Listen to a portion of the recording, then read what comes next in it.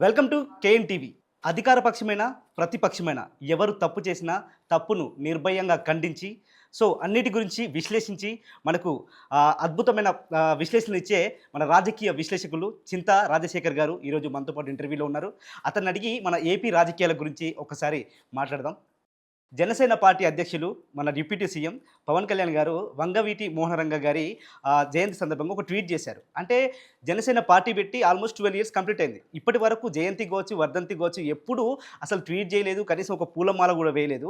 ఎందుకు ఇప్పుడు ఇంత సడన్‌గా ఈ రియాక్షన్ ఏంటి అసలు? దీని వెనుక రీజన్ ఏంటి? దీన్ని బట్టి పవన్ కళ్యాణ్ టోటల్లీ డిఫెన్స్లో ఉన్నాడని ఓకే. మనకి ఎక్స్పోజ్ అయిపోతుంది. ఇటీవల మొన్న వారం రోజుల క్రితము రాజమండ్రి వెళ్ళి గోదావరి యాసలో వెటకారంగా మాట్లాడుతూ ఇలా అయితే మన ఓటు బ్యాంక్ పోతుంది కదండి అని ఎవరు అన్నారని దాన్ని వెటకారంగా రాజమండ్రి నడిబొడ్డులో తన ఓటు బ్యాంక్ గడ్డ మీద కూర్చొని తనకు ఓటు వేసిన వారిని అవహేళన చేస్తూ మాట్లాడిన బాబు. ఇక నేను 2014 నుంచి 19 మధ్యలో జనసేన పార్టీలో ఉన్నాను. అప్పుడు మాకు స్పష్టమైన ఆదేశాలు ఉన్నాయి. వంగవీటి మోహన్ రంగా గారి జయంతికి కానీ వర్ధంతికి కానీ హాజరు కాకూడదు అని. అంటే దాన్ని బట్టి నేను కాపుల బ్రాండ్ ఐకాన్ అని పవన్ కళ్యాణ్ చెప్పదలుచుకున్నారు. అంటే ఇంకా రంగా గారు కానీ ముద్రగడ గారు కానీ వీళ్ళెవరు కాదు, నేను ఒక్కడనే కాపుల రిప్రజెంటేటివ్ అని చెప్పేందుకు ఆయన తాపత్రయపడ్డారు. కానీ పవన్ కళ్యాణ్లో ఉన్న ఒక అవలక్షణం అనాలా లేకపోతే మెయిన్ క్యారెక్టర్ ఏంటంటే నయవంచకం, నమ్మక ద్రోహం పవన్ కళ్యాణ్ ప్రతి అణువణువులో ఉన్నాయి. కాపు సామాజిక వర్గాన్ని అయినా సరే, లేకపోతే సుగాలి ప్రీతి అయినా సరే, ఎవరైనా సరే వాడుకొని అలా వదిలేస్తాడు. ఓకే, మీకు ఒక ఉదాహరణ చెప్తాను sir. Janasena party Pawan Kalyan party పెట్టిన తర్వాత ఒక కార్యాలయాన్ని స్థాపించారు. Okay sir. ఆ కార్యాలయానికి ప్రారంభోత్సవం చేయాలి. ఏదైనా కార్యాలయం ప్రారంభోత్సవం చేయడానికి ఒక చీఫ్ గెస్ట్ కావాలి. అవును సార్. చీఫ్ గెస్ట్ కావాలంటే ఒక వ్యక్తిని తీసుకొచ్చి ఇతను నా చీఫ్ గెస్ట్ అని పరిచయం చేశారు. ఓకే. ఎవరు ఆ చీఫ్ గెస్ట్ అయ్యా అంటే నిమ్మల వీరన్న అనే వ్యక్తి. ఓకే. ఎవరైనా నిమ్మల వీరన్న అంటే అతను గోడ మీద పెయింట్తో నినాదాలు రాస్తారు అనమాట. ఓకే, మామూలు artist vote for Congress, vote for ఇది అట్లా అలా జనసేన పార్టీ కోసము కొన్ని వందల మైళ్ళు తిరిగి, వేల మైళ్ళు తిరిగి గోడల మీద రాస్తూ ప్రచారం చేసుకుంటూ వెళ్ళి అతన్ని పిలిపించి పార్టీ కార్యాలయం ప్రారంభోత్సవం ఆయన చేతుల మీదుగా చేయించాలి అంటే ఈ జన సైనికులు అబ్బబ్బబ్బబ్బబ్బాయి ఎంత ఆదర్శము.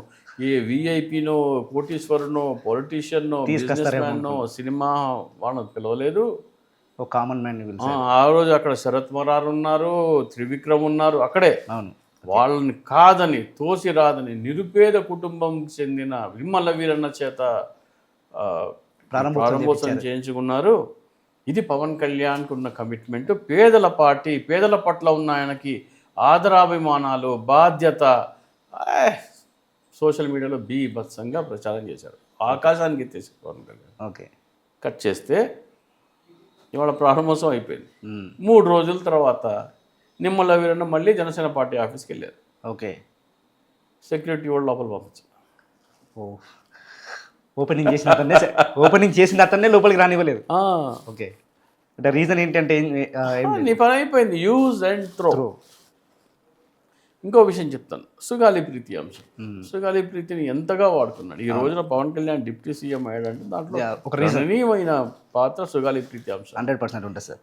ఉదంతం జరిగింది చంద్రబాబు నాయుడు హయాంలో, ఆ ఆధారాలు మాయం చేసింది చంద్రబాబు నాయుడు హయాంలో, కేసును నీరుగార్చింది చంద్రబాబు నాయుడు హయాంలో. కానీ జగన్మోహన్ రెడ్డి వచ్చిన తర్వాత జగన్మోహన్ రెడ్డి మీద పడ్డాడు. 5 సంవత్సరాలు సుగాలి ప్రీతి, సుగాలి ప్రీతి, సుగాలి ప్రీతి అని వాడుకున్నాడు. ఇప్పుడేమో గత ప్రభుత్వం ఆధారాన్ని నీరుగార్చిందంటాడు.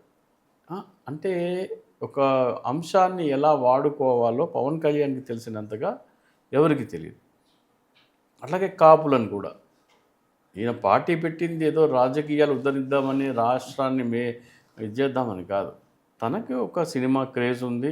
కాపు సామాజిక వర్గంలో కాపులు అంటే ఒక పిచ్చి ఉంది. దాన్ని చూసి చంద్రబాబు నాయుడుకి చూపించి ఈ బలాన్ని నీకు తీసిస్తాను, నువ్వు నాకు ఇస్తావు. ఇదే పార్టీ. ఎందుకంటే పవన్ కళ్యాణ్కి పార్టీ బలపడే కార్యక్రమాలు చేయమని చెప్పిన, పార్టీని బలోపేతం చేసే నాయకులు ఉన్న పార్టీలో ఆయనకి ఇష్టం ఉండదు. అంటే యాక్చువల్లీ జనసేన పార్టీ వచ్చిందే ప్రశ్నించడానికి, కులాలు మతాలు ఉండొద్దు అని చెప్పేసి ఒక reason తోటి వచ్చింది. ఆయన మాటలు మామూలుగా ఉండవు అసలు. అంటే కుల మతాలకు అతీతం అని చెప్పారు స్టార్టింగ్లో. అన్ని పచ్చి అబద్ధాలు, పచ్చి నయవంచకుడు, పచ్చి నమ్మక ద్రోహి. కులాలని కలిపే ఆలోచన విధానం అనే టాపిక్ వచ్చింది కాబట్టి చెప్తున్నాను. కులాలని కలిపే ఆలోచన విధానం దీనిగా కార్తీక వనభోజనాలు జరుగుతాయి ఏపీలో. అవును సార్, అన్ని కులాలకి విడివిడిగా జరుగుతుంటాయి. Yeah sir. నేను అన్ని కులాలని కలిపి ఒకే చోట సర్వజన సామూహిక కార్తీక వనభోజనాలను జనసేన పార్టీ తరఫున చేపడదామని మీరు సజెస్ట్ ప్రపోజ్ చేశాను. దానికి అద్భుతమైన స్పందన వచ్చింది. ఓకే.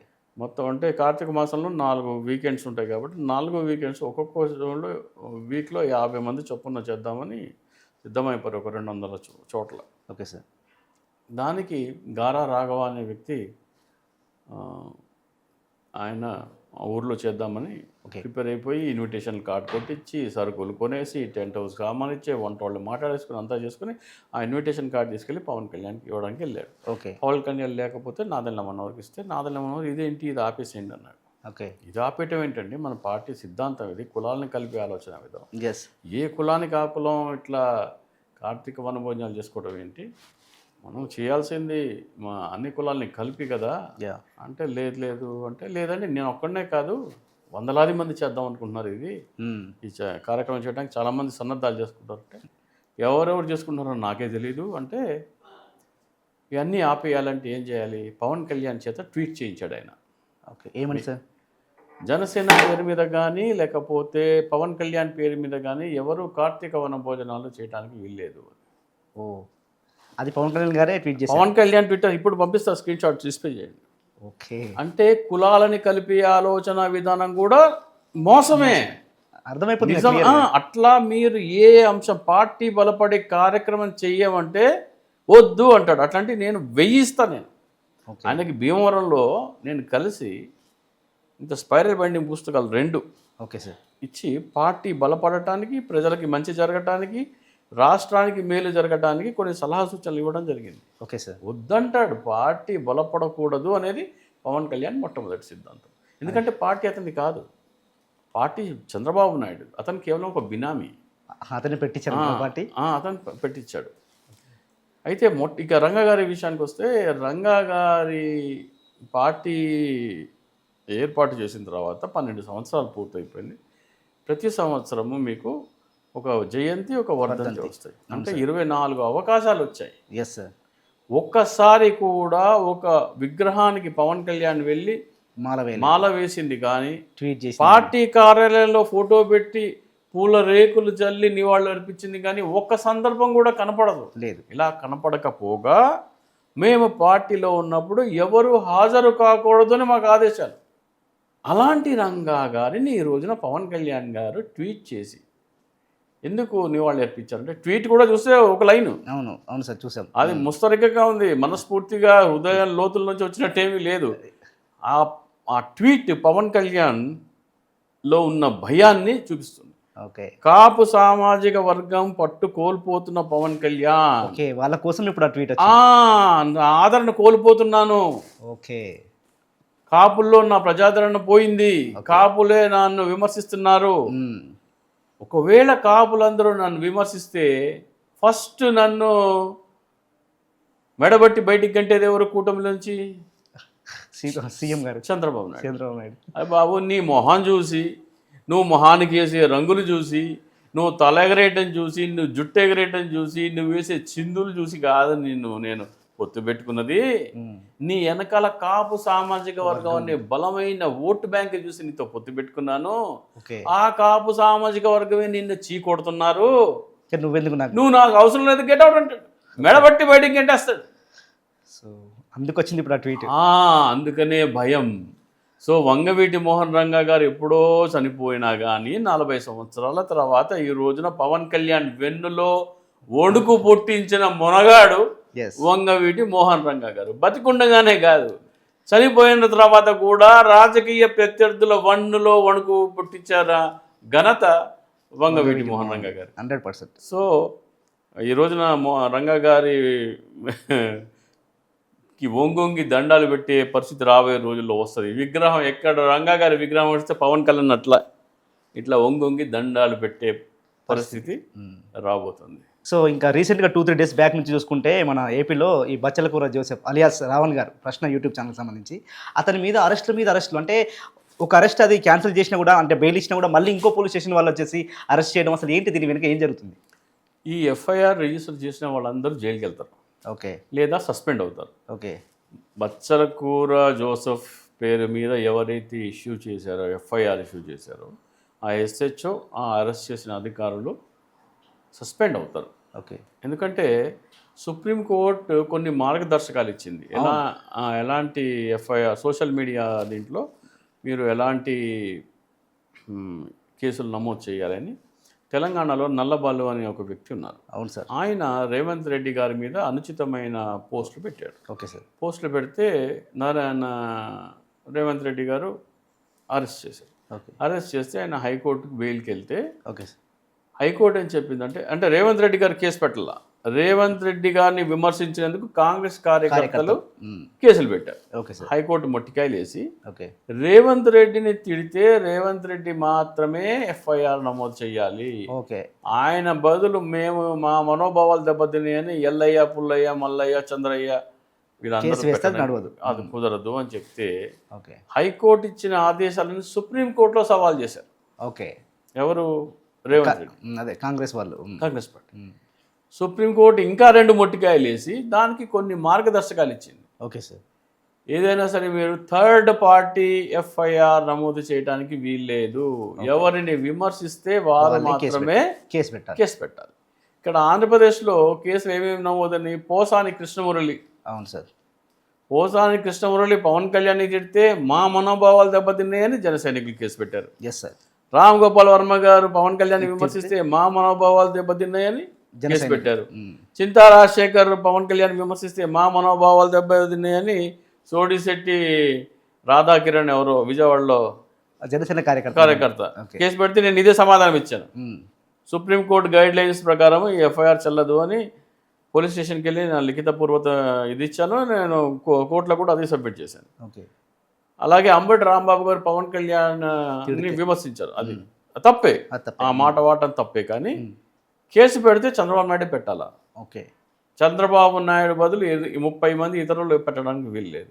అలాగే ఈ బచ్చలకూర జోసెఫ్ ఇతని మీద కూడా పవన్ కళ్యాణ్ విమర్శిస్తే పవన్ కళ్యాణ్ కేసు పెట్టాలా. అట్లాగే విశాఖపట్నంలో దువ్వాడ శ్రీనివాస్ గారు కూడా పవన్ కళ్యాణ్ని చంద్రబాబు నాయుడు విమర్శిస్తే ఎవరో కేసులు పెడితే ఆయన కూడా అరెస్ట్ చేయడానికి చేశారు.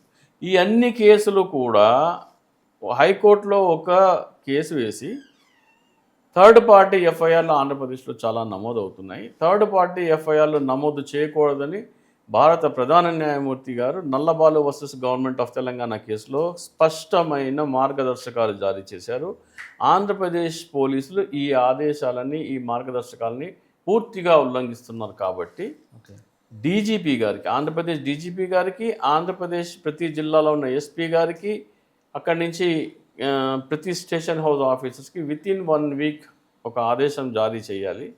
థర్డ్ పార్టీ ఎఫ్ఐఆర్ నమోదైతే తీవ్రమైన పరిణామాలు ఉంటాయని చెప్పేసి ఆదేశాలు ఇవ్వమని కోరుతూ గౌరవ ఆంధ్రప్రదేశ్ హైకోర్టులో ఒక బిల్ వేస్తే ఏమవుతుందంటే ఆ హైకోర్టు వాటిని స్వీకరించి సుప్రీంకోర్టు గైడ్ లైన్స్ని ఆంధ్రప్రదేశ్లో అమలు చేయట్లేదు, బేఖాతరు చేస్తున్నారని చెప్పేసి అందరు ఎస్పీలకి, అందరు స్టేషన్ హౌస్ ఆఫీసర్స్కి, అలాగే డీజీపీ గారికి ఆదేశాలు ఇచ్చి ఈ అమలు చేస్తే ఇలాంటి ఎఫ్ఐఆర్లు నమోదు అయితే తీవ్రమైన పరిణామాలు ఉంటాయని స్పష్టమైన ఆదేశాలు ఇస్తుంది. మరి ఆల్రెడీ మళ్ళీ థర్డ్ పార్టీ వాళ్ళే కదా సార్ కేసు పెట్టింది. మరి వీళ్ళు పిల్లి వేయాలి, అదే ఇప్పుడు రావణ్ వేయాలి, మనం అంటే వైసీపీ వేయాలి, లేదా ప్రజాస్వామ్యం మీద ప్రజాస్వామ్య విలువలు కోరుకునే వాళ్ళు కూడా ఎవరైనా అడ్వకేట్లు వేయచ్చు. నేను తెలిసిన 2-3 అడ్వకేట్లకి అయితే చెప్పాను. అడ్వకేట్ రజనీ అని ఉన్నారు, ఆమెకు చెప్పాను. అలాగే కోటిపల్లి అయ్యప్ప ఉన్నారు, ఆయనకు చెప్పాను. అలాగే వైసీపీ లీగల్ సెల్ కూడా నేను విజ్ఞప్తి చేస్తున్నాను, ముందు ఆ బ్లాంకెట్ ఆర్డర్ తీసుకోండి, థర్డ్ పార్టీ ఎఫ్ఐఆర్ నమోదు చేయకూడదు అని నల్లబాలు వర్సెస్ తెలంగాణ గవర్నమెంట్ కేసుని రెఫర్ చేస్తూ డీజీపీ గారికి అలాగే అందరూ పోలీస్ సూపరింటెండెంట్ గారికి మీరు ఒక డైరెక్షన్ తీసుకుంటే కనుక ఓకే అటువంటి ఎఫ్ఐఆర్ నమోదు నమ్మదవు. అలాంటి ఎఫ్ఐఆర్ నమోదు కానప్పుడు మీకు అసలు దొంగ కేసులు పెట్టడానికే ఉండదు. మరి పోలీసులు సార్ ఇప్పుడు అక్కడ అతన్ని అరెస్ట్ చేసి తీసుకెళ్తుంటే జన సైనికులు వచ్చి కొడుతున్నారు, అసలు పోలీసులు ఏం చేస్తున్నారు? కొడుతుంటే కూడా అసలు పట్టించుకోవడం లేదు, పోలీస్ స్టేషన్ దూకి ఆ పోలీస్ స్టేషన్ గోడలు దూకి మరీ వెళ్తున్నారు. అసలు దేశ సైనికులకి సమాచారం అంటే తెలుస్తుంది ఆ పోలీసుని తీసుకొస్తున్నారని. అదే సార్, అదే నాకు అదే డౌట్ వచ్చింది. ఎలా ఇది టోటల్లీ పెద్ద కాన్స్పిరసీ ఇది. సార్ ఆ జన సైనికులకి అక్కడకి ఫలానా బచ్చలకూర జోసెఫ్ని తీసుకొస్తున్నారని ఎలా తెలుస్తుంది? ఇప్పుడు 35 పోలీస్ స్టేషన్లో ఎఫ్ఐఆర్లు ఉన్నాయి అంటున్నారు. సార్ ఏ పోలీస్ స్టేషన్కి ఎప్పుడు తీసుకెళ్తారో సమాచారం ఇవ్వకూడదు కదా. అవును సార్, పోలీసులు ఇవ్వకూడదు కదా, ఎలా తెలుస్తుంది? సో ఇది కూడా ఒక ప్రశ్నార్థకం. సార్ సో ఏంటంటే అతన్ని మానసికంగా భయభ్రాంతులకి గురి చేసి ఇక పైన ఇటువంటి మాటలు మాట్లాడకూడదని భయపెట్టాలని చూస్తున్నారు. ఓకే సో ఇక్కడ నేను పూర్తిగా ఇక్కడ చట్ట ఉల్లంఘన జరుగుతుంది అని మాత్రమే నేను జోసెఫ్ గారికి సపోర్ట్ చేస్తున్నా. కానీ జోసెఫ్ గారు కేవలం పవన్ కళ్యాణ్ మాత్రమే విమర్శిస్తాను, నేను చంద్రబాబు నాయుడిని లోకేష్ని విమర్శించను అని ఒక ఇంటర్వ్యూలో, అయితే మీరు చౌదరి కాబట్టి మీరు ఆ సామాజిక వర్గాన్ని ఏమి అనంటే మీరు ఎలా అయినా అనుకోండి, నాకేం అభ్యంతరం లేదు, నేను వాళ్ళని విమర్శించను, నేను కేవలం పవన్ కళ్యాణ్ మాత్రమే విమర్శిస్తానని అన్నారు చూసారా, ఆ వైఖరి కరెక్ట్ కాదు. అక్కడ జోసెఫ్ అనేది అక్కడ అంటే మీరు కూటమిలో కేవలం పవన్ కళ్యాణ్ కానీ లేకపోతే భారతీయ జనతా పార్టీని కానీ, అంటే హిందూ పార్టీ అయిన భారతీయ జనతా పార్టీని కానీ లేదా పవన్ కళ్యాణ్ కానీ మాత్రమే విమర్శిస్తానని చెప్తుండే. సో అక్కడ అతను చంద్రబాబు నాయుడు చేసే ఇతర అమరావతి ల్యాండ్ పూలింగ్ స్కామ్ గురించి కానీ ఇతర తప్పిదాల గురించి నోరు విప్పట్లేదు. నేను వాళ్ళని విమర్శించను ఓపెన్గా కెమెరా ముందర చెప్పాడు. రీజన్ ఏంటంటే మీరు అతను వాళ్ళిద్దరు ఒకే కులం కాబట్టి అంటే మీరు అలా అనుకున్నా పర్వాలేదు అన్నాడు ఆయన. అంటే ఏంటి? సో ఇక్కడ ఒక ఎజెండాతో ఆయన పనిచేస్తున్నాడు. ఓకే కాబట్టి అతని ఆ అంశంలో మాత్రం మనము సపోర్ట్ చేయకూడదు. అంటే దానికి సంబంధించి సోషల్ మీడియాలో చాలా వీడియోస్ చేస్తున్నారు. అంటే పవన్ కళ్యాణ్ చెప్పిందే జోసెఫ్ రావణ్ ఎవరైతే ఉన్నారో ఆయన కూడా యాజ్ ఇట్ ఈస్ వరుస చెప్పాడు. అప్పుడు పవన్ కళ్యాణ్ ఎందుకు అరెస్ట్ చేయలేదు, ఇప్పుడు ఈయన ఎందుకు అరెస్ట్ చేస్తున్నారు అంటున్నారు. కరెక్టే, అది పవన్ కళ్యాణ్ మీద ఆ రోజున ప్రభుత్వం ఎఫ్ఐఆర్ పెట్టలేదు. ఎఫ్ఐఆర్ పెట్టి చాలా బాగుండేది. అదే సేమ్ వర్డ్ సార్, ఆయన ఎక్కువ వర్డ్ కూడా మళ్ళీ వేరే చెప్పలేదు, వర్బాటిం అదే మాట్లాడు. సో అది మరి ఇప్పుడు ప్రభుత్వం అధికారంలో లేదు కాబట్టి నడుస్తుంది. కానీ మళ్ళీ జగన్మోహన్ రెడ్డి గారు అధికారంలో రాగానే పవన్ కళ్యాణ్ మీద కేసులు పడతాయి. పవన్ కళ్యాణ్ మీద అప్పుడు పోలీసులే కేసు పెట్టచ్చు. ఓకే పవన్ కళ్యాణ్ ఇంకో మాట ఏమన్నాడంటే ఆయన పార్టీ ఆవిర్భావ సభలో ఫస్ట్ మీటింగ్లోనే జనసేన పార్టీ ఇతర పార్టీల నుంచి వచ్చే వారిని తీసుకోదు, జనసేన పార్టీలోకి జంపర్స్ జోకర్స్ నాట్ అలౌడ్, మనకు అలాంటి వాళ్ళని తీసుకోను అన్నాడు. ఆ వీడియో పంపిస్తాను మీకు, ప్లే చేయండి. అప్పుడు ఏంది, ఇది ఈ రోజున జనసేన పార్టీలో ఎవరు ఉన్నారు? అంతా వాళ్ళే ఉన్నారు, అంతా ఇతర పార్టీలు వచ్చిన ఉన్నారు. నాదెళ్ల మనోహరు ఎవరు చూసినా కానీ ఇతర పార్టీల నుంచి వచ్చినా ఉన్నారు. సో ఇతర పార్టీలో నుంచి వచ్చిన జంపర్సే జనసేన పార్టీలో ఉన్నారు. సో జనసేన జంపర్స్తో పార్టీ నడుపుతున్న పవన్ కళ్యాణ్ ఏమనాలా మనము? జోకర్ అనాలి. సో జంపర్స్తో పార్టీ నడిపించే జోకరే పవన్ కళ్యాణ్. సో దీన్ని బట్టి మనకి ఏం అర్థమవుతుందంటే Janasena party jumpers and jokers party. Okay sir, మన వైఎస్ జగన్మోహన్ రెడ్డి గారు 2029లో వచ్చే ఎలక్షన్స్ అమరావతి అంటే రాజధాని అమరావతియా లేదా మావిగనా అనే ఈ విషయం మీదనే ఎలక్షన్స్ జరుగుతాయని చెప్పేసి కుండ బద్దలు కొట్టినట్టు చాలా స్ట్రాంగ్గా చెప్పారు. అసలు ఏంటి దీన్ని వెనుకున్న రీజన్ ఏంటి? అంటే అమరావతి అనేది ఒక పెద్ద స్కామ్, భారీ స్కామ్. ఇది స్వయాన నరేంద్ర మోడీ గారు ఆయన 2019లో అన్నమాట. నరేంద్ర మోడీ గారు ఏమన్నారంటే సాధారణంగా ఏదైనా ఒక పథకం ఉంటే ఆ పథకంలో కొంచెం అవినీతి చేస్తారు ఎవరైనా సరే.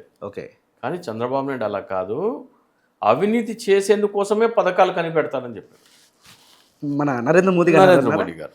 ఆ వీడియో కూడా పంపిస్తాను, మీరు ప్లే చేయండి. Okay sir. సో అటువంటి ఘనాపాటి చంద్రబాబు నాయుడు గారు. నేను కూడా 2021 నుంచి అమరావతి ల్యాండ్ పూలింగ్ అనేది లక్షల కోట్ల స్కామ్ అని చెప్పి చాలా కొన్ని వందల వీడియోస్ చేశాను. జగన్మోహన్ రెడ్డి గారు ఎప్పటి వరకైతే ఈ ల్యాండ్ పూలింగ్లో జరుగుతున్న లక్షల కోట్ల అవినీతి గురించి ప్రజలకు వివరించారో అప్పటి వరకు అమరావతి అనేది ఎంత పెద్ద మోసమో ప్రజలకు అర్థం కాదు. సార్. ఇప్పుడు మావిగన్ మీ రాజధాని, అమరావతి మీ రాజధాని. ఈ రెండు కంపారిజన్. కానీ అమరావతిలో జరుగుతున్న మోసాల గురించి చెప్పకుండా కంపేర్ మాత్రమే చేస్తే జనాలకు రాజకీయంగా మీకు అంత ప్రయోజనం ఉండదు, కుదరదు, జనాలకు ముందు అర్థం కాదు. అర్థం కాదు. Yes sir. ఇప్పుడు నిన్న చాలా సర్వేలు చేశారు, దాంట్లో కొన్ని 60-40, కొన్ని 50-50 అలా చూపిస్తున్నాయి. కానీ ఎప్పుడైతే మీరు అమరావతి ల్యాండ్ పూలింగ్ చట్టం అనేది ప్రజలకు అందాల్సిన ఆదాయాన్ని దోచి ప్రైవేటు వ్యక్తులకి పంచిపెడుతున్నారని చూస్తే 0/100 ఎస్ సార్. మొత్తం ఒకవైపు వచ్చేస్తారు. One side yeah, Jaganmohan Reddy side వచ్చేస్తారు. అది చూపియాలి, అది మాకు రావాల్సింది దోచి వాళ్ళకి పెడుతున్నాడు చంద్రబాబు నాయుడు అని చెప్తే 100% ఈవెన్ టీడీపీ కార్యకర్తలు, జన సైనికులు కూడా జగన్మోహన్ రెడ్డి వైపుకి వస్తారు. సో జగన్మోహన్ రెడ్డి గారు ఆ దిశగా ఆలోచించాలి. ఓకే, అదే అమరావతిలో జరుగుతున్న స్కామ్లన్నీ బయట పెట్టాలి. నేను చాలా మన ఛానల్లో కూడా చేశాను. సార్ అలాగే ఆంధ్రప్రదేశ్ జగన్మోహన్ రెడ్డి గారు ముఖ్యమంత్రిగా ఉన్నప్పుడు చీఫ్ సెక్రటరీ గారికి, ప్రిన్సిపల్ సెక్రటరీ మున్సిపల్ అడ్మినిస్ట్రేషన్ గారికి, సజ్జల రామకృష్ణారెడ్డి గారికి ఈమెయిల్స్ పెట్టాను. అలాగే సజ్జల రామకృష్ణారెడ్డి గారికి కలిసి ఆయనకు ఒక దోచేసుకుందాంరా అనే బ్రోచర్ రూపొందించి ఓకే ఆయనకి ఇచ్చి, అమరావతి అనేది ఎట్లా ల్యాండ్ పుల్లింగ్ స్కామ్, అది ఎట్లా లక్షల కోట్ల ప్రజల్ని మోసం చేసి ప్రైవేట్ వ్యక్తులకు ఇస్తున్నారు, ఇవన్నీ వివరించడం జరిగింది. ఇవన్నీ ప్రజలకి చెప్తే అమరావతి పేరు ఎత్తితే చెప్పు తీసుకొడతారు. ఓకే, చెప్పు తీసుకొడతారు. ఫస్ట్ అమరావతి అంటే చెప్పు తీసుకొడతా అంటారు. ఆ స్థాయికి మరి జగన్మోహన్ రెడ్డి గారు ఆ బ్రహ్మాస్త్రాన్ని బయటికి తీసి ప్రజలకు చెప్తే అద్భుతమైన ఫలితాలు ఉంటాయి. సార్ ఇప్పుడు మావిగన్ అంటే ఇంతకుముందు అంటే మూడు రాజధానులు అంటే దూరం ఉన్నాయి, వైజాగ్ అని చెప్పేసి, కర్నూలు అని చెప్పేసి ఆ రీజన్స్ తోటి వద్దని గొడవ చేశారు ఏపీ వాళ్ళు. ఇప్పుడు అంటే అమరావతికి నాకు తెలిసి మావిగన్కి తిప్పికొడితే ఒక 60 కిలోమీటర్స్ కూడా డిఫరెన్స్ ఉండదు. ఎందుకు వద్దంటున్నారు మావిగన్, ఎందుకు వద్దు అంటున్నారు? రీజన్ ఏంటి?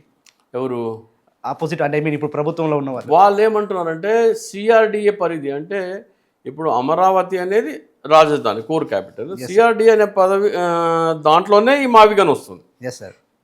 మావిగన్ సిఆర్డిఏ పరిధి లోపలే ఉంది.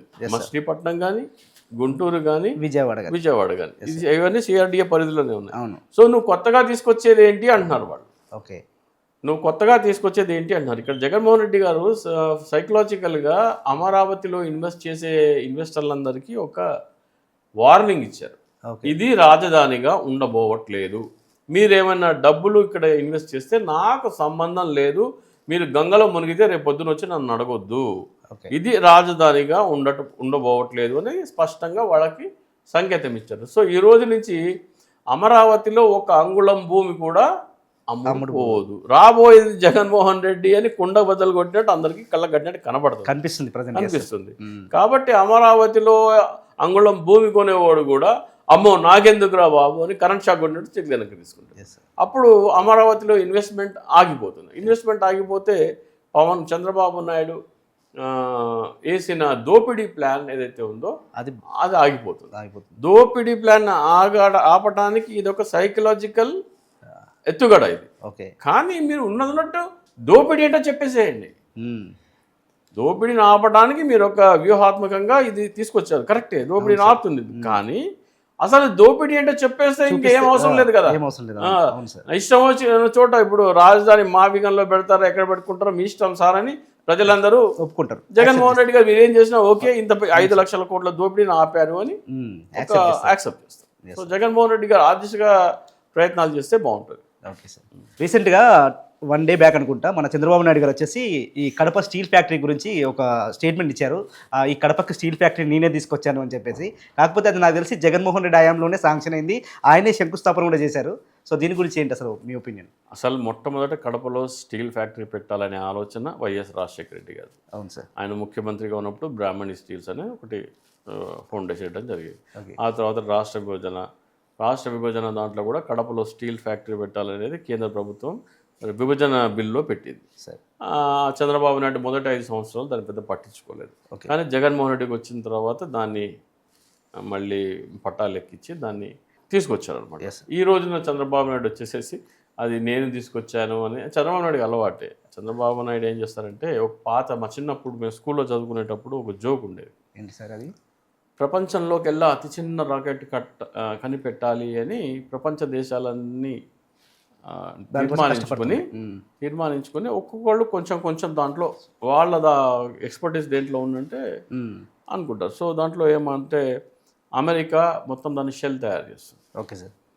దానికి రష్యా ఇంజన్ తయారు చేస్తుంది, ఓకే సార్. దాని ఎలక్ట్రానిక్స్ జపాన్, ఓకే సార్. అట్లా ఒక్కొక్క దేశం ఒక్కొక్కటి తీసుకుంటుంది. అన్ని దేశాలు తిరిగి లాస్ట్కి ఇండియాకి వస్తుంది. ఓకే.